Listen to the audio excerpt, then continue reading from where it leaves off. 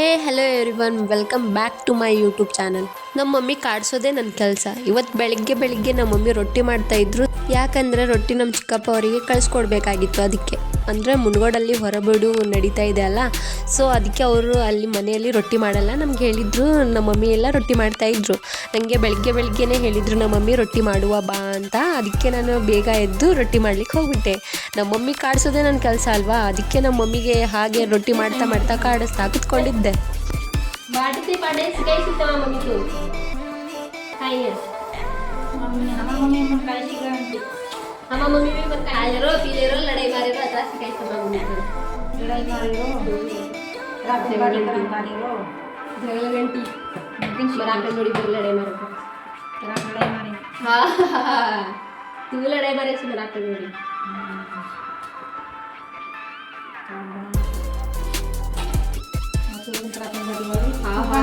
सध्या तांडरे ऊन जायला मारा मोचुगे तर आपण पाडी हादरे इकडे राखो ये दिसाडी मगाडी तो प्रोग्राम मध्ये मिरा आणि काय ते त्याची तांडरे म्हणून होता की उजरी मुच्छना वरतून चालता रोस्टर के काढून इस बाटी चांगलं नाही उजरी बाटी किती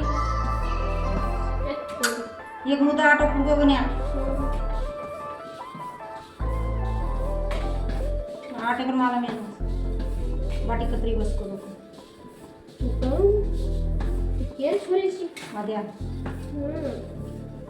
और आप माळे नाट नहीं खालेंगे मंडली हां दरगे रे ये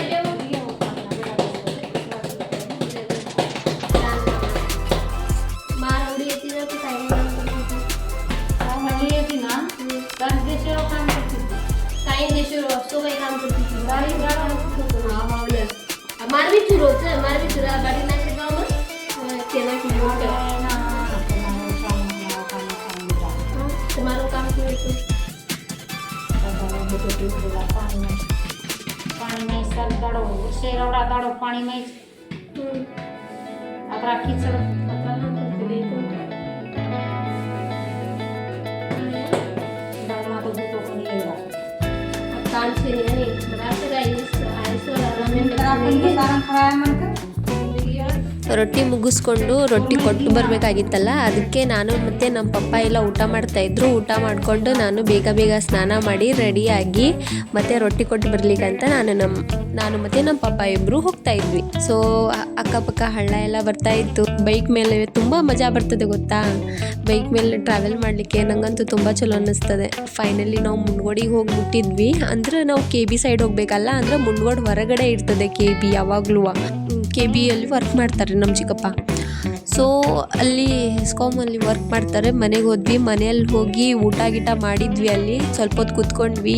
ಮತ್ತು ಅಲ್ಲಿ ವೈಫೈ ಇರ್ತದೆ ಅಲ್ಲ, ಸ್ವಲ್ಪ ನನ್ನ ವಿಡಿಯೋಸ್ ಎಲ್ಲ ಅಪ್ಲೋಡ್ ಮಾಡ್ಕೊಂಡು, ಅಂದರೆ ಹಳ್ಳಿಯಲ್ಲೆಲ್ಲ ಅಷ್ಟೊಂದೆಲ್ಲ ನೆಟ್ವರ್ಕ್ ಇರಲ್ಲಲ್ಲ, ಸೊ ಅಲ್ಲೇ ವೈಫೈ ಇತ್ತು. ಸಾಂಗ್ಸ್ ಎಲ್ಲ ಡೌನ್ಲೋಡ್ ಮಾಡೋದಿತ್ತು. ಸಾಂಗ್ಸ್ ಎಲ್ಲ ಡೌನ್ಲೋಡ್ ಮಾಡಿಕೊಂಡು ಊಟ ಗೀಟ ಮಾಡಿ ಸ್ವಲ್ಪ ಹೊತ್ತು ಕೂತ್ಕೊಂಡ್ವಲ್ಲ. ಚಹಾ ಮಾಡಿದ್ರು. ಚಹಾ ಕುಡಿದು ಸಂಜೆ 5 ಗಂಟೆ 5:15 ಸುಮಾರು ಅಲ್ಲಿಂದ ಬಂದ್ವಿ. ಬಂದು ಶಾಪಿಂಗ್ ಮಾಡೋದಿತ್ತು ಸ್ವಲ್ಪ. ಸೊ ಐರನ್ ಬಾಕ್ಸ್ ತೊಗೊಳ್ಲಿಕ್ಕಂತ ಒಂದು ಅಂಗಡಿಗೆ ಹೋದ್ವಿ. ಆ ಅಂಗಡಿಯೆಲ್ಲ ನಮಗೆ ಅಂತ ಚಲೋನೇ ಅನ್ನಿಸ್ಲಿಲ್ಲ. ಯಾಕಂದರೆ ಬಜಾಜ್ ಕಂಪ್ನಿದು ಐರನ್ ಬೇಕಾಗಿತ್ತು.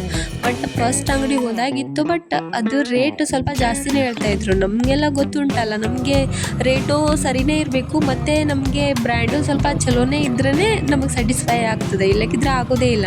ಫಸ್ಟ್ ಅಂಗಡಿಗೆ ಹೋದ್ವಿ, ಅಲ್ಲಂತ ನಮ್ಗೆ ಸರಿ ಅನ್ನಿಸ್ಲಿಲ್ಲ. ಸೊ ಸೆಕೆಂಡ್ ಅಂಗಡಿಗೆ ಹೋದ್ವಿ. ಅಲ್ಲಿ ಬಜಾಜ್ ಕಂಪ್ನಿದು ಐರನ್ನೇ ಇಲ್ಲಾಗಿತ್ತು. ನಮಗೆ ಐರನ್ ಬಾಕ್ಸ್ ತೊಗೊಳೋದ್ರಕ್ಕಿಂತ ನಮ್ಮ ಮಮ್ಮಿದೇ ಟೆನ್ಷನ್ ಸ್ವಲ್ಪ ಜಾಸ್ತಿ ಆಗಿಬಿಟ್ಟಿತ್ತು. ತಗೊಂಡು ಹೋಗ್ಲಿಲ್ಲ ಅಂದರೆ ಬೈತಾರೆ ಅಂತ.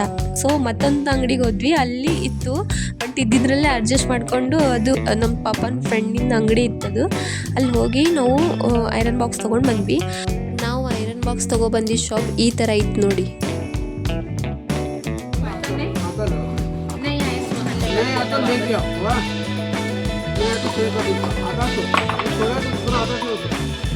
और एक आता उसमें अंदर लॉक वाला आता है, लॉक वाला तुमको नहीं आता है।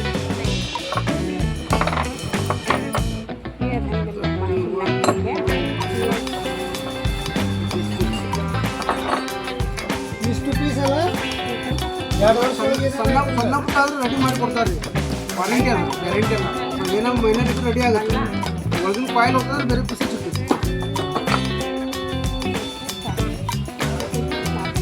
ವೈರ್ ಹೋಗ್ತಾ ಒಳಗೆ ಸ್ಪ್ರಿಂಗ್ ಹೋಗ್ತಾ ರೆಡಿ ಮಾಡಿ ಕೊಡ್ತಾರೆ ಚೇಂಜ್ ಮಾಡೇ ಕೊಡ್ತಾರೆ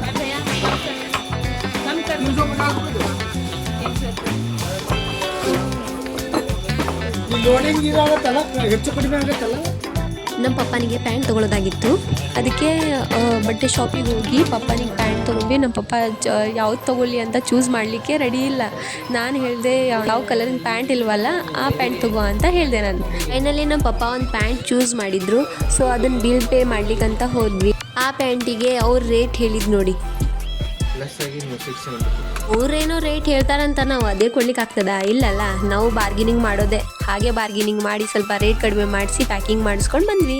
ಪ್ಯಾಂಟ್ ತೊಗೊಂಡು ನಾವು ಡೈರೆಕ್ಟ್ ಬೇಕ್ರಿಗೆ ಹೋದ್ವಿ. ಬೇಕ್ರಿಯಲ್ಲಿ ನನಗೆ ಡೈರಿ ಮಿಲ್ಕ್ ಮತ್ತು ಕಿಟ್ಕ್ಯಾಟ್ ಬೇಕಾಗಿತ್ತು. ನಾನು ಮನೆಗೆ ಹೋದರೆ ನಮ್ಮ ಫ್ರಿಜ್ಜಲ್ಲಿ ಅದೆಲ್ಲ ಇರಲೇಬೇಕಲ್ವಾ, ಅದಕ್ಕೆ ನಾನು ಚಾಕ್ಲೇಟ್ಸ್ ತೊಗೊಂಡು ಪ್ಯಾಕ್ ಮಾಡಿಸಿ ಬಿಲ್ ಮಾಡಿಸ್ಕೊಂಡು ನಮ್ಮ ಮಮ್ಮಿನಿಗೆ ಮೊಸರು ತೊಗೊಂಡು ಅಲ್ಲಿಂದ ಡೈರೆಕ್ಟ್ ನಾವು ಮನೆಗೆ ಹೋಗ್ತಾ ಇದ್ವಿ.